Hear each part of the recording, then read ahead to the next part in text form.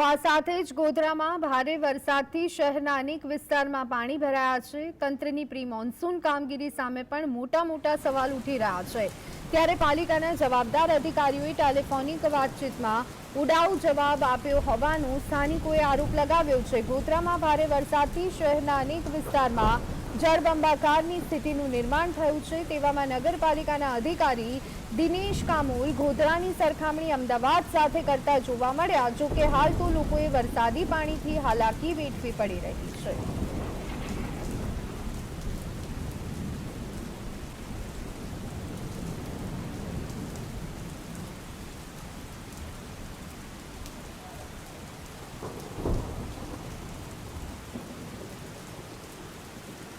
તો પંચમહાલના ગોધરામાં સ્થિતિ વણસેલી જોવા મળી રહી છે।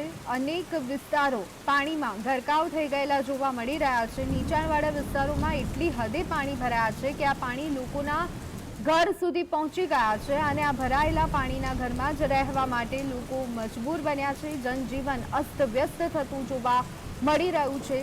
રસ્તાઓ પર તો ઘૂંટણસમા પાણી ભરાતા હોય છે, પરંતુ હવે તો લોકોના ઘરોમાં પણ ઘૂંટણસમા પાણી ભરાઈ જતા લોકો અત્યારે હાલ કફોડી હાલતમાં જોવા મળી રહ્યા છે। આ દ્રશ્યો આપ જોઈ રહ્યા છો કે જેમાં ઘરવખરી પાણીમાં જોવા મળી રહી છે। લોકો આ જ પાણીમાં ઘરમાં પણ રહેવા માટે મજબૂર બન્યા છે। સતત અવિરત વરસાદ વરસી રહ્યો છે ત્યારે તંત્રની કામગીરી સામે તો સવાલ ઉઠી રહ્યા છે, પરંતુ હવે તો જનજીવન થાળે પડે તેવું લોકો ઈચ્છી રહ્યા છે। મેઘરાજા હવે વિરામ લે તો સારું, તે જ વાત લોકો કરી રહ્યા છે, પરંતુ અનરાધાર વરસાદને કારણે અત્યારે હાલ સ્થિતિ કફોડી જોવા મળી રહી છે અને હજુ તો આવનારા દિવસો પણ ગુજરાત માટે ભારે રહેશે તેવી આગાહી હવામાન વિભાગ તરફથી વ્યક્ત કરવામાં આવી છે। આવનારા દિવસોમાં ભારેથી અતિ ભારે વરસાદની આગાહી પણ હવામાન વિભાગે ગુજરાત રાજ્ય માટે વ્યક્ત કરી છે। આ બધાની વચ્ચે સૌરાષ્ટ્ર અને કચ્છની જો વાત કરીએ તો ભારે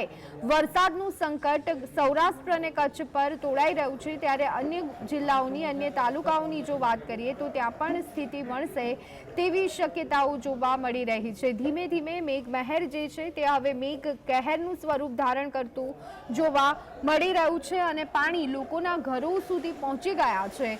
અત્યારે હાલ આપ જોઈ રહ્યા છો કે ઘરમાં પાણી ભરાયેલા જોવા મળી રહ્યા છે અને આ થોડા પાણી નથી, ઘૂંટણ સમા પાણી ભરાયેલા છે અને તેમાં જ રહેવા માટે લોકો મજબૂર બન્યા છે।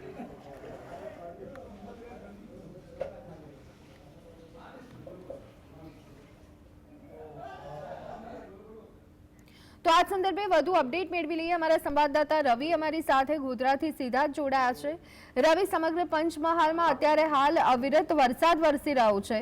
નીચાણવાળા વિસ્તારોની વાત શું કરવી, લોકોના ઘર સુધી પાણી પહોંચી ગયા છે, કેટલી હાલાકીનો સામનો અત્યારે હાલ લોકો કરી રહ્યા છે અને તંત્ર કેટલું જાગૃત?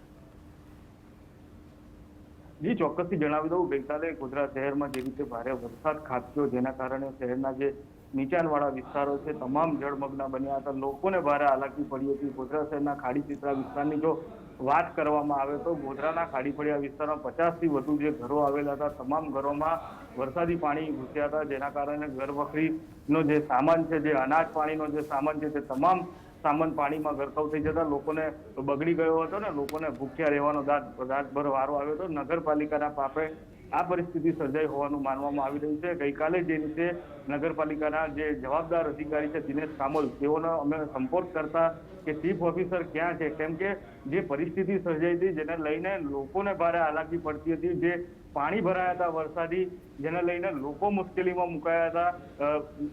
કમર સુધીના પાણી જે અમુક વિસ્તારોમાં તો જોવા મળ્યા હતા। સ્થાનિક લોકોએ રેસ્ક્યુ કર્યા છે ઘણા લોકોને, તેવી પણ માહિતી મળી રહી છે। તેમ છતાંય ગોધરા નગરપાલિકાનું તંત્ર ક્યાં હતું તે જાણવા મળ્યું નથી, પરંતુ જે રીતના અમે અધિકારીનો સંપર્ક કર્યો અને તેઓ સાથે વાતચીત કરતા તેઓએ જણાવ્યું કે ગોધરા નગરપાલિકાએ પ્રી મોન્સૂન કામગીરી તો કરી જ છે અને ગોધરા શહેરની સરખામણી અમદાવાદ સાથે કરતા, જેને લઈને નગરપાલિકાની કામગીરી પર અનેક સવાલો ઉઠી રહ્યા છે।